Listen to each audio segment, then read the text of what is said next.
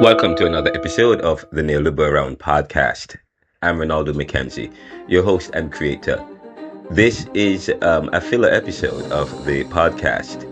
We have had a short break as we get ready for season 13 of the Neoliberal Round podcast, and we get ready to launch some new shows and provide some fresh content as we begin this new season of the podcast. As we move into the next season.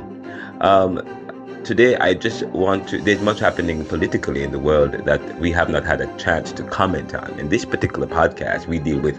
When we started it, the focus was on news commentary, and we believe that we provide in-depth news commentary that is a cut above the rest, and we try to make it as dynamic as we possibly can. There are some shows coming up. There's one with John Anthony Castro. We want to delve into his appeal. He's currently in federal prison, and he's serving his time as it relates to a tax fraud, which he has vehemently denied any wrongdoing. He has vehemently denied any wrongdoing and believe he's a political target of Mr. Trump, who he was suing for violating Section 6 of the 14th or Section 3 of the 14th Amendment. And of course, he was also running a GOP, but we will talk about that. He has sent us the motion and the brief and the appeal. We will delve into it and share it with you and provide you some update. But today I want to talk about several things that's happening across this country. First of all, the CDC shakeup. There's been the ouster of the director of the CDC, and many persons believe that Donald Trump's administration has been attacking Americans, and especially from cities like DC, to sending in troops, to firing several people, removing several people from offices, notably the CDC. And I have said that the CDC cannot expect to remain intact after what happened during COVID. I believe that the CDC made certain decisions. They acted as if they were God. They were authoritarians, removing people who dissented with the science behind COVID. And now RFK Jr. and Donald Trump is doing what they did to others. I believe that they mishandled and mismanaged the COVID situation, passing certain laws, removing people from office, taking away people's medical licenses if disagreed with the science. That was a draconian move. And so what's going on is politics. Okay, the Democrats and the liberals who were running the CDC and running these offices could not expect that they would remain in office without being targeted by Mr. Trump, okay, and his cronies. That's the political atmosphere we find ourselves in today. I had protested against how they were unilaterally requiring people to get vaccinated. I believe it also not only was it political, but it was monetary. But nevertheless, this is what's happening in this country. These fightings and the way in which we respond to crisis politically doesn't resolve the issue. I believe that the CDC and those who were in power during COVID, they made some decisions. I believe that they were wrong. I believe that they were acted as if they were dictators and gods and authoritarian. They removed people from office, and now Donald Trump and his people are doing the same thing to them. Okay, so I'm not sure I don't have much sympathy for these people, for the CDC. Really, I do not, because I spoke up against what the CDC did and how they operated. Now, of course, we have a public health situation in this country, and I understand that yes, we need to respond to it, but there's a way we respond to these public health crises, okay, and the way how it was handled was inappropriate. But so that's what's going on with the CDC. Donald Trump is vowing to send more National Guards to other cities, notably St. Louis. But of course, we know that St.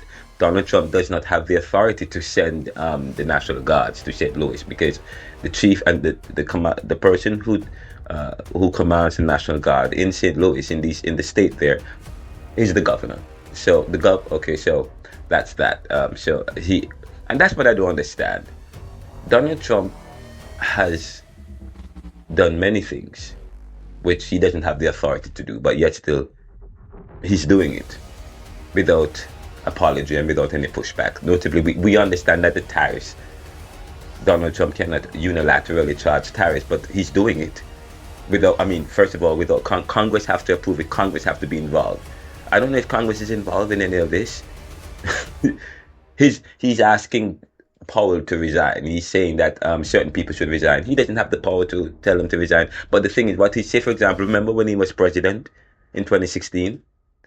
He signed an executive order to give people stimulus. He never had the authority to do so. Okay. But I think what he does, he throws things, he throws darts. He does it anyway and see if it will stick. Okay. And that's what's happening. That's how he runs his presidency. He's going to do it anyway. Although he doesn't have the authority to do certain things, he's going to do it.